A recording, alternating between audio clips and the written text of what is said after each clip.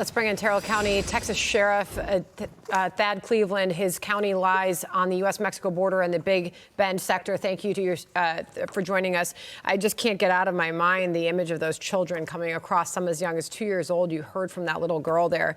We can keep showing. I mean, these are like child after child, line after line. I mean, how can anybody object to the plan to stop this from happening? They're making incredibly dangerous journeys, okay? Children as young as 2 years old. What we're seeing as far as trafficking, I mean, it does not end. Your thoughts? Howdy, Sandra. Thanks for having me back on America Reports. And you're absolutely right. You know, even those of us at the border who were Border Patrol agents, you know, we're parents as well. And to see this is heartbreaking.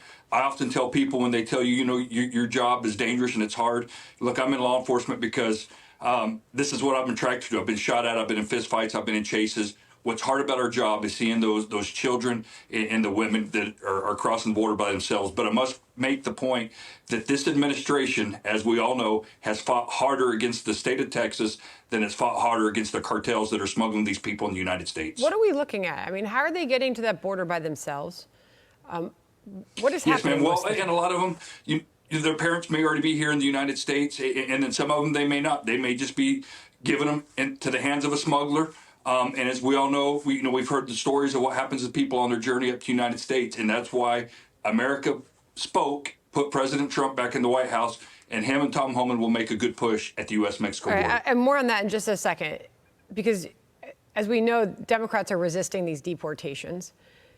But when you see these images, what happens next with these kids? I mean, what is the process that we're watching right now?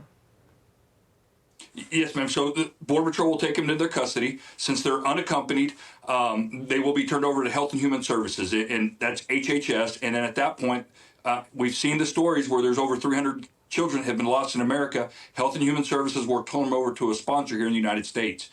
And at that point, that's where we've seen, this administration, again, loosening the grip on those kiddos. I can tell you that this upcoming administration will tighten that process up again. These kids would be much better shape if they were still in the hands of U.S. Border Patrol agents. I can tell you that for sure. And that turning over is where so many of these children end up into the wrong hands in incredibly dangerous and scary situations and go unaccounted for. As we know, that is happening every single hour of every single day, and nobody's keeping track.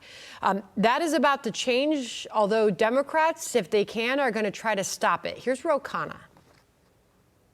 It's very concerning and scary. People want a secure border. They want to make sure that violent felons aren't in this country. But Donald Trump and Tom Homan have talked about actually having the military involved in going into businesses and conducting raids, asking people for their paperwork. And I don't think that's what the American people want. So Democrats are still making the case that accountability is a bad thing. And we've heard from many of them. They are going to resist these deportation efforts to secure the border. Well, Sandra, I'll tell you what, I haven't heard the president or Tom mention using the military to go into businesses to conduct these sweeps. Having been Border Patrol's representative under the last administration when Trump was our president, I was Border Patrol's point man at U.S. Army North. U.S. Army North coordinates all major events in the United States, whether it's hurricanes, earthquakes, natural disasters. They also coordinated the border efforts. And we won't use these military folks in an enforcement role. They will be using a support role. They may drive detention buses. They may provide detention services. And then they may also be flying people back to their home countries when they repatriate them. But again, I haven't heard that language that gentleman just used at all. But their services may be used, and we've utilized them before, so it's not new to us here at the border. Got it. Sheriff, we appreciate you joining us. Thank you very much. Thanks, Andrew. God bless. I'm Steve Ducey. I'm Brian Kilmeade. And I'm Ainsley Earhart. And click here to subscribe to the Fox News YouTube page to catch our hottest interviews and most compelling analysis.